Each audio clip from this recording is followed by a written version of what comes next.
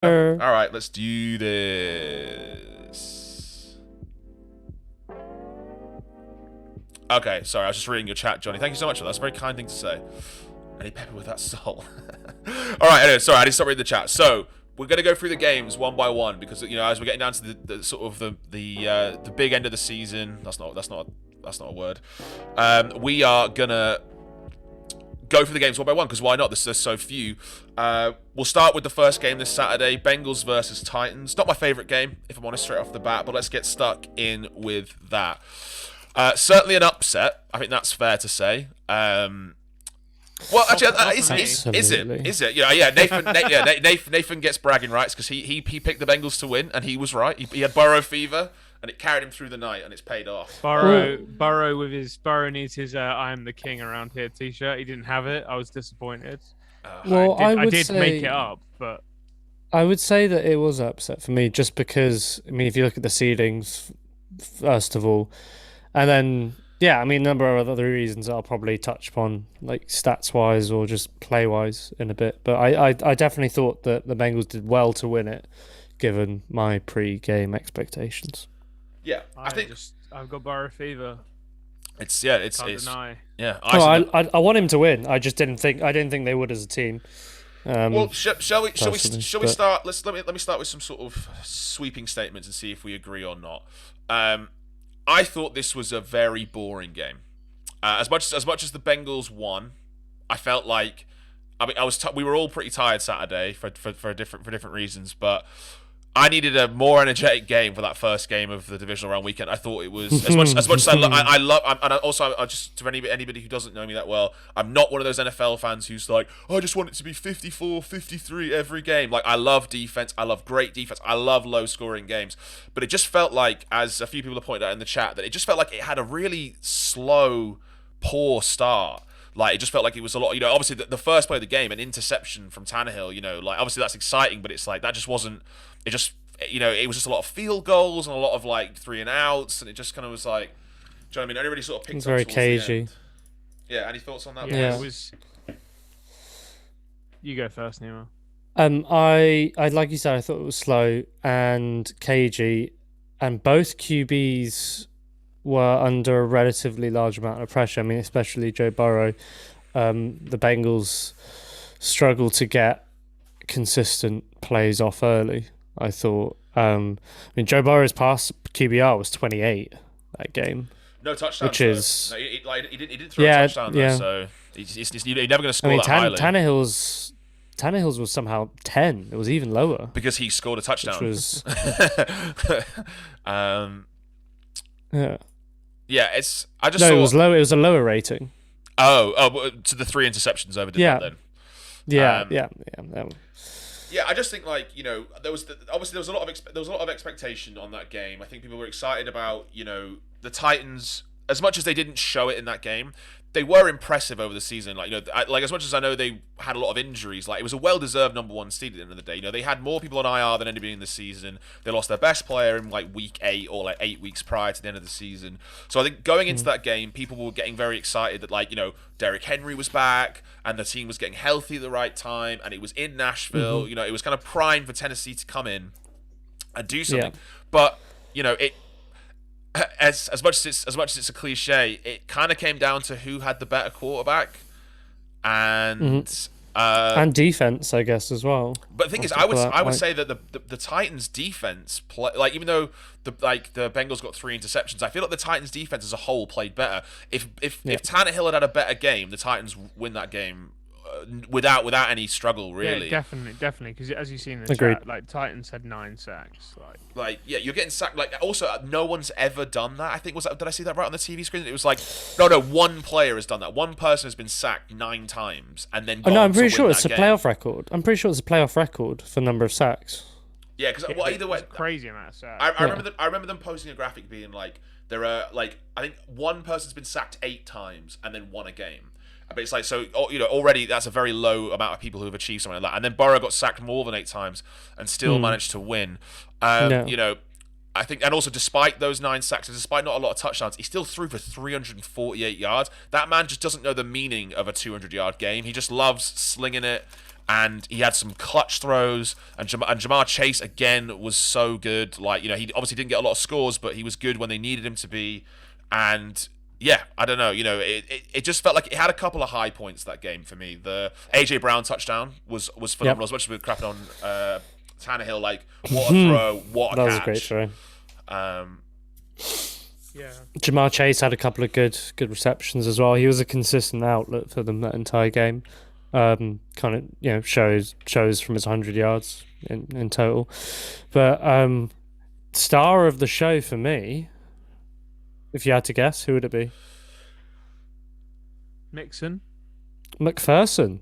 Oh, of course. 4 of 4 on field goals. Of course. Total of 13 points kicked. That's Money McPherson. There was that funny video. I think I sent to everyone this morning. It was. Do you remember that bottle challenge where people try and like take the top of a bottle? Yeah, and I saw that. He managed to do it with a kicking a football, and it just clips the top of the bottle and uncorks it. Yeah, so amazing. But, and of course, he had a really good game. And of course, the quote, as I'm sure the chat will know as well as we do, but I will recount it anyway. I think it is. Is it the most badass thing anybody's ever said before a pivotal sporting moment? Can anybody think of anyone? I tell you what, I'll say what it was, and then the chat can decide anything better. So for those that didn't know, obviously Burrow got them into field goal range with 4 seconds left to kick the winner, and he's warming up on the sideline doing kicks while they're sort of, they're getting the personnel off, they're getting the special teams on.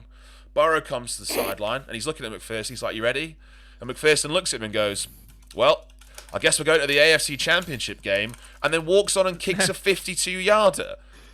But no, it was funny because he wasn't just he did one kick motion. He did the way Joe Burrow described it, which made me laugh even more. Which made me think he did a kicking motion. I think he kicked the ball into one of those nets. But I know that he was he did one swing kick motion, and they turned to him and he goes, "Well, looks like we're going to the AFC Championship game." Which I think it makes me think of him just being "Yeah, just checking my leg works. Yep. We're done. We're in. It's AFC Championship time." And also and I think it's really been understated about kickers, and I think there's been a lot of kicking turmoil this season. And as I was saying, I think me and you were chatting about this in the kitchen earlier.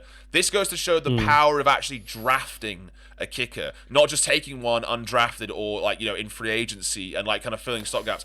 Kickers are important players to your team. You can lose so many points. Look at Dallas, look at Green Bay, look at what poor special teams can fucking do to your season if you don't have the right guys. And McPherson. I mean, a little bit. You'll find out imminently, but it's. I mean, I looked at the stats last week actually, after the Cowboys loss, and there are loads of kickers who have been drafted, obviously, who've never made it. But examples of recent drafts: Jason Sanders, Matt Gay, Austin Seibert. And apparently it's a 50-50 in terms of failed pick. If you get a kicker take a kicker with your final picks. Lots of the top 10 kickers, this is the stat. Only 2 were drafted. Harrison Butker and Steven Gostkowski. Okay, so were drafted. And Justin Tucker, Josh Lambo, Will Lutz, Adam Vinatieri, Matt Prater, all undrafted. But it's a raffle. But also it's I think. You're also not, people. I mean, also certain people if you're going as far back as Vinatieri, one thing that needs to be honest that can't be discounted is that like all facets of NFL, the sport is advancing. So people are now starting to do things. There was a point in history where a 50-yard field goal, people were like, "No way, I'm not kicking that. We're not we need to punt it back. It's too far." Whereas literally this season, Justin Tucker kicked a 66-yarder. So kickers are still progressing through. And I'm not saying that now because McPherson turns out to be pretty good, always take a kicker with your last pick in the draft. But you just said it's about a 50-50 split on whether they're a good kicker or not. And for a 7th round pick, I would have said that the average percentage of them being a hit is about 1 in 10. So it's a 10% chance rather than a 50% chance. So the Bengals aren't sorry they drafted him. I mean, some people might say he's McFearless. He is McFearless. Oh, that is fantastic. But with quotes like that, McFearless. Definitely. But chat, Glenn's gonna be happy with that one. I think that's definitely a decal idea for Glenn. McFearless. There's some McDonald's vibes going on there as well. Oh my goodness. someone we need to chat about in this game that I think is important to mention is Derrick Henry. You know, I personally didn't expect him to come back and have a 240, 250 yard game. Nope, neither. But I thought he would have a more crucial involvement in that game. It just felt like the injury, like a bit like Russell Wilson. It was just too soon. It's just like, you needed him and he wanted to be there, and it was great that he could be there, but he was the other running back had a way better game. Oh, well, look at it. Like he had the other running back had more yards off 4 carries. Derrick Henry had 62 off 20, and Foreman had 66 off 4. I did mention, I did say that in the last podcast though. I said like I worry whether he would be fit, because people were saying that, like he wasn't going to be. People were saying that he was ready to go, but they didn't. He needed to have a secondary role for that game. He didn't need to be like I said, if they managed to like feed him some runs in the second half after they were tired, or like the defense is a bit more tired, then I thought maybe he'd be a bit more effective. But at the end of the day, they kind of used him how they did. He didn't really seem to have the same sort of burst around the edge on the outside. He's got a plate in his foot. Well, also we were chatting as well, and we said that like he's better in the second half, but he like the way that the Bengals were going to have to win that game was by going up early, and they were 12-3 up at half time. So like they'd managed to get at least like 2 scores ahead. So it's like like they did the right tactic. It was the right tactic, because we did discuss that. We were saying like, because he's gonna warm up, but he didn't warm up as much as I thought. Obviously he's injured, but like I thought he was going to be a bit more impactful than it actually was, and it turned out to not be, which I think probably why the game wasn't as interesting as you would have probably liked, or any of us would have probably have liked. So. Yeah, and I think regardless of Derrick Henry, as you say, we had a suspicion he was going to be a potential bit of a non-factor, but even if he'd had, let's say, a decent game, not even a great game. If he had a great game, obviously they probably would have won. But if he had a decent game and he looked like his old self, it's very difficult to overcome quarterback play like Ryan Tannehill put on display in that game. I think 3 picks. Yeah, 3 picks, and like one of them was tipped in a way that wasn't his fault. The other one was a great play from the blitzing corner, but it still was just sort of a bit like, I guess like what I'm trying to say here is they've paid Ryan Tannehill now for 4 years. Not a lot, 118 million over 4 years. It's pretty cheap. 118 million. Yeah. 118. 118. Yeah. It's pretty. It's not cheap, but for a quarterback, that's pretty cheap. Put a pick on the first play. It's only 22 mil over 4 years less than what Dak's being paid.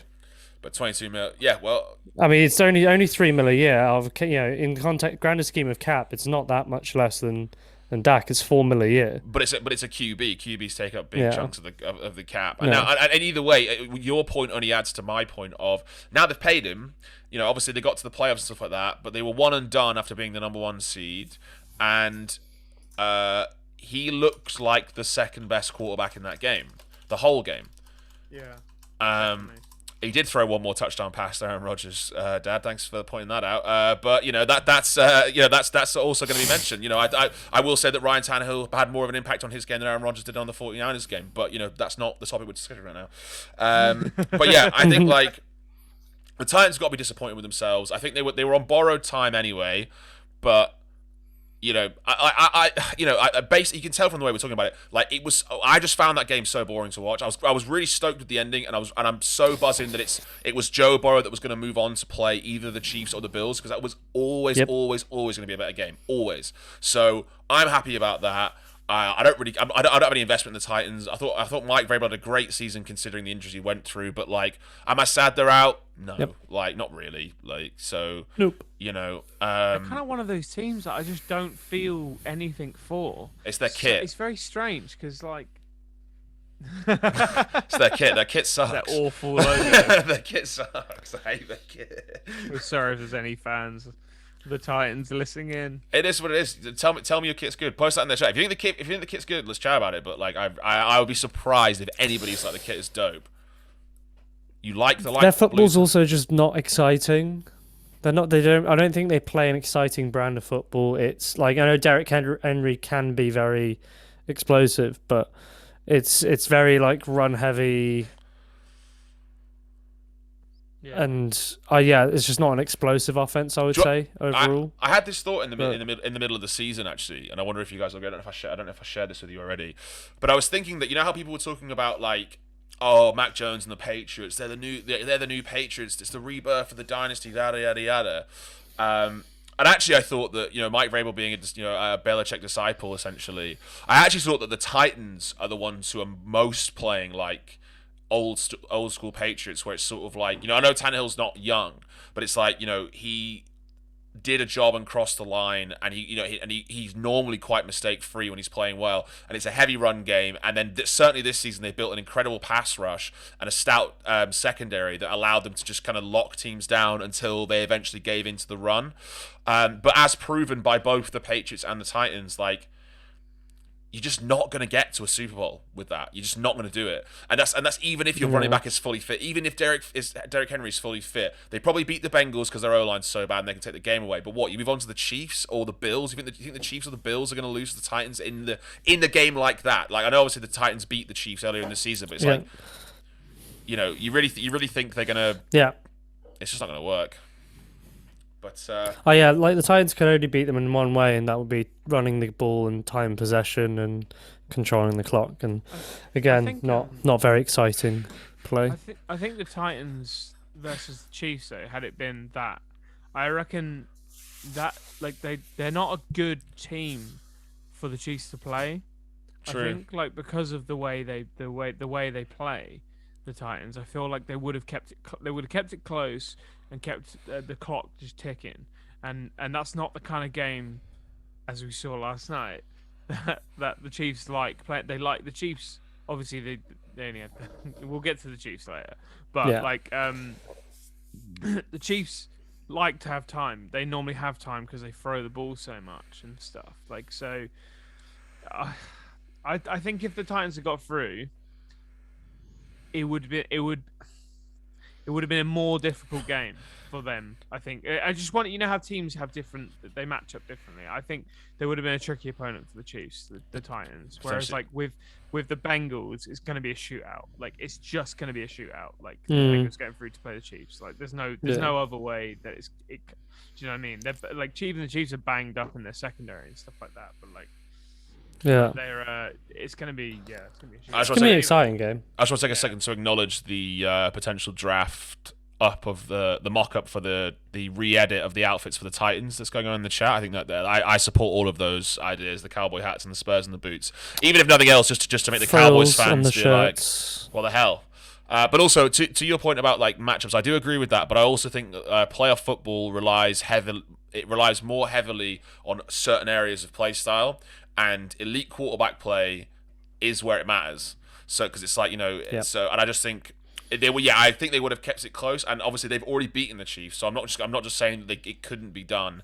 But I think the Chiefs, you know, they're now the 4-time hosts of the AFC Championship game, which has never been done. So they are a bit of playoff beasts. So I just think either way, the Titans would have just gone on to the next round to lose anyway. So, like, you know, I'm glad they got number seed, but. Is the AFC Championship going through Arrowhead now? Yeah, fourth year in a row. It is. Yeah, because they're the second seed. They're the first team to ever do that 4 years in a row. Anyway, I mean, like, look, I feel like we've said what we need to say about this game. Did I miss any details? We spoke about Evan McPherson. Glad the Bengals won. Burrow was clutch. You know, clutch quarterback play is going to come up a lot, certainly in the next segment. So if we're happy to move on. That's the last point I wanted to make. Anybody else got any points in the Titans-Bengals game? Jamar Chase is still proving his worth. Absolutely. Consistently proving his worth, I'd say. And making us look ridiculous. Okay, I'm going to move on. Hi, thanks for watching Inside the Five. We go live on Twitch every Monday at 8 p.m. and we have an audio podcast that comes out on Sundays. Check out the links below, or if you're interested, watch more of our videos. See you soon.